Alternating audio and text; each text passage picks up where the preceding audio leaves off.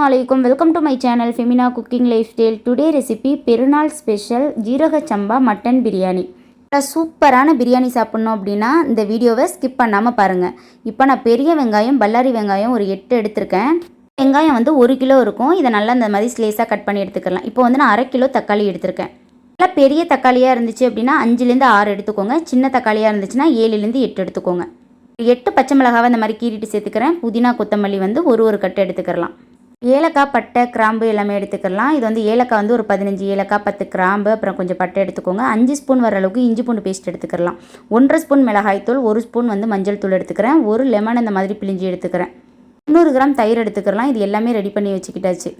இப்போ பிரியாணி செய்கிறதுக்கு ஒரு பாத்திரம் எடுத்துக்கலாம். பிரியாணி யார் செய்கிறாங்கன்னு பார்த்தீங்கன்னா எங்கள் வீட்டு மாஸ்டர் என்னோடய ஹஸ்பண்ட் தான் செய்கிறாங்க. 250 ml வந்து ஆயில் சேர்த்துக்கலாம். 100 ml வந்து நெய் சேர்த்துக்கோங்க. அதுக்கப்புறம் வந்து நம்ம கட் பண்ணி வச்சுருக்க ஆனியனை சேர்த்துக்கலாம். ஆனியனை சேர்த்துட்டு நல்லா மிக்ஸ் பண்ணி விட்டுறலாம். ஆனியன் வந்து நல்லா வதங்கி நம்மளுக்கு இதில் பாதியாகணும். அப்போ தான் நம்மளுக்கு டேஸ்ட்டுமே சூப்பராக இருக்கும். இப்போ 1.5 கிலோ மட்டன் எடுத்துருக்கோம்.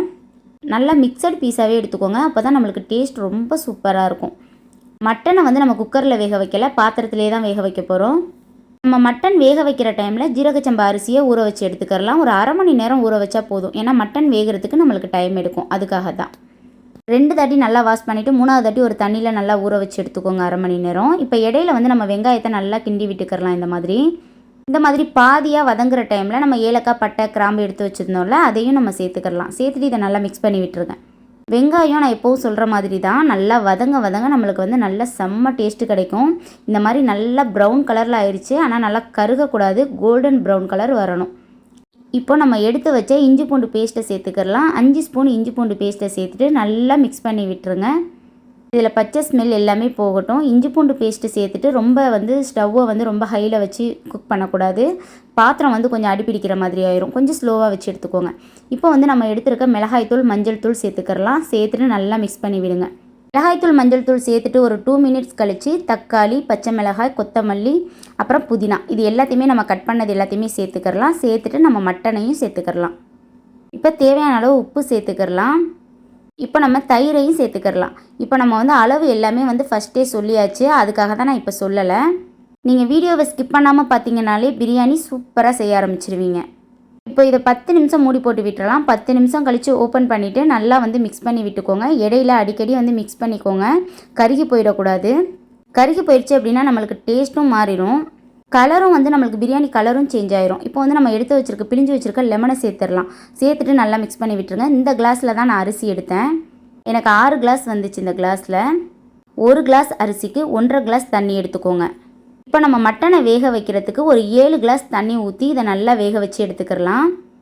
தண்ணி ஊற்றிட்டு நல்லா மிக்ஸ் பண்ணி விட்டுருங்க. மிக்ஸ் பண்ணி விட்டுட்டு இதை ஒரு 1/2 மணி நேரம் இதை டிஸ்டர்ப் பண்ணவே பண்ணாதீங்க. சூப்பராக வெந்து வந்துடும். 1/2 மணி நேரம் கழித்து பார்த்ததில் கறியுமே வந்து 3/4 வாசி நல்லா வெந்துருச்சு. இப்போ இந்த டைமில் இப்போ நம்ம ரைஸ் வேக வைக்கிறதுக்கு தண்ணி எடுத்துக்கிறணும். ஒரு 6 கிளாஸ் வர அளவுக்கு நான் தண்ணி எடுத்துக்கிறேன்.